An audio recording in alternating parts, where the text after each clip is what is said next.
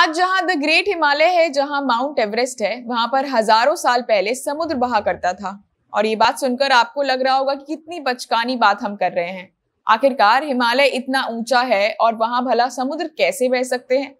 लेकिन यहीं आप धोखा खा गए, क्योंकि इसे समझने के लिए हमें समझना होगा कि पहाड़ बनते कैसे हैं। आखिरकार किसी जादुई शक्ति से तो पहाड़ का निर्माण हुआ नहीं होगा, या फिर कहीं किसी दूसरे ग्रह से किसी एलियन ने अपने ग्रह का बोझ कम करने के लिए पृथ्वी पर लाकर पहाड़ को तो रखा नहीं होगा, बल्कि पहाड़ का निर्माण इसी पृथ्वी पर हुआ है। तो आज हम बात करने वाले हैं कि जिस माउंट एवरेस्ट को हम आज देखते हैं, वह माउंट एवरेस्ट कभी समुद्र में कैसे डूबा था, और वो माउंट एवरेस्ट आज दुनिया की सबसे ऊंची चोटी कैसे बन गया। आपको एक बात यहां हम और बता दें कि आज के समय में भी समुद्र के अंदर सैकड़ों पहाड़ दबे हुए हैं, जो बेहद छोटे छोटे हैं, और इन्हीं पहाड़ों में से कोई पहाड़ हो सकता है कि समय के साथ बड़ा हो जाए और वह नया हिमालय बन जाए। किसी भी पहाड़ की संरचना कैसे होती है और कैसे उसे बनने में सदियों का वक्त लगता है और इसका प्रोसेस क्या है, ये सब बेहद रोचक है, और इसी रोचक जानकारी को आज हम आपके साथ साझा करेंगे। नमस्कार, मेरा नाम है शांभवी शर्मा। आप जनता जंक्शन का स्पेशल सेगमेंट क्या आप जानते हैं देख रहे हैं। पहाड़ बनते कैसे हैं, इसे जानने के पहले पृथ्वी के अंदर क्या कुछ है उसे समझिए। हम सब ने लावा का नाम सुना होगा, जो पृथ्वी के अंदर मौजूद है, और उस लावा का टेम्परेचर लाखों डिग्री सेल्सियस में होता है। पृथ्वी के अंदर लावा किसी नदी के समान बहता रहता है, और चूंकि उसका टेम्परेचर बहुत ज्यादा होता है, तो इसके कारण वहां पर प्रेशर भी बहुत ज्यादा होता है। अब यहीं पर टेक्टोनिक प्लेट्स होते हैं। हम सब जो भूकंप को महसूस करते हैं, वह भूकंप नहीं, इन्हीं सब कारणों से आता है। अब यहाँ पर समझिए कि पृथ्वी के अंदर मौजूद दो टेक्टोनिक प्लेट्स जब एक दूसरे से टकराती हैं, तब भूकंप आता है, और उसी दौरान एक टेक्टोनिक प्लेट दूसरे टेक्टोनिक प्लेट के ऊपर चढ़ने लगता है, और उसके बाद से वहां की जमीन धीरे धीरे ऊंची होने लगती है।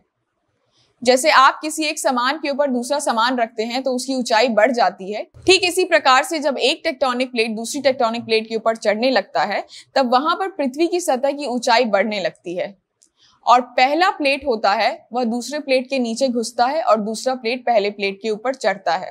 फिर इस प्रकार से धीरे धीरे पहाड़ का निर्माण होता है, और ऐसा होने में करोड़ों साल लग जाते हैं। जो टेक्टोनिक प्लेट्स होती हैं, वह हर साल सिर्फ कुछ इंच ही खिसक पाती हैं, जिस कारण किसी भी पहाड़ को बनने में जो वक्त लगता है वो करोड़ों साल का होता है। यहाँ आपको लाखों साल पहले का एक और इतिहास जानना चाहिए कि हमारा पृथ्वी आज की तरह नहीं था, बल्कि चारों तरफ समुद्र था, और जमीन का हिस्सा सिर्फ दो भागों में बटा हुआ था। लेकिन समय के साथ जब टेक्टोनिक प्लेट्स के अंदर हलचल हुई, तब हमारी पृथ्वी पर जो जमीन मौजूद थे वह टूटता गया, और फिर मौजूद समय का जो मैप है वो स्थिति में आया।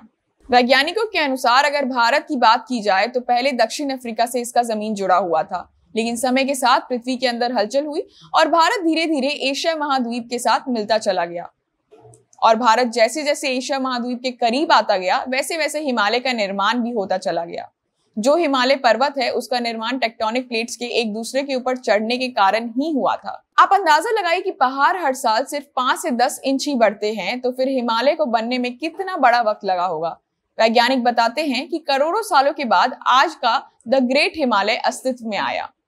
पहाड़ भी कई प्रकार के होते हैं, और अगर हम इसका एक उदाहरण दें तो आप सब लावा के बारे में जानते हैं, और कई बार अधिक प्रेशर के कारण जब लावा पृथ्वी के ऊपर निकलता है और उसके बाद जब ठंडा होकर जम जाता है, तब वह भी एक पहाड़ का रूप ले लेता है, और इसे हम ज्वालामुखी पहाड़ कहते हैं। वैसे पृथ्वी पर कई प्रकार के पहाड़ मौजूद हैं, लेकिन सारे पहाड़ों के बनने की जो प्रक्रिया है वो लगभग पृथ्वी के अंदर जो हलचल होती है उसी का ही परिणाम होते हैं। आज के समय में भी हिमालय पर्वत पर कुछ इस प्रकार की अवशेष पाए जाते हैं जो समुद्र में होते हैं, और इसी आधार पर वैज्ञानिकों ने जब जांच पड़ताल शुरू की, तब पता चला कि आज से करोड़ों साल पहले जहां हिमालय पर्वत था, वहां पर समुद्र बहा करता था। लेकिन लाखों करोड़ों सालों में धीरे धीरे बदलाव हुआ, और फिर भौगोलिक रूप से भी एक बड़ा परिवर्तन हुआ, और द ग्रेट हिमालय का उदय हुआ। आपको वीडियो कैसा लगा कमेंट बॉक्स में जरूर बताइएगा। यूट्यूब पर देख रहे हैं तो चैनल को सब्सक्राइब करिए, फेसबुक पर देख रहे हैं तो पेज को लाइक करिए। बहुत बहुत धन्यवाद।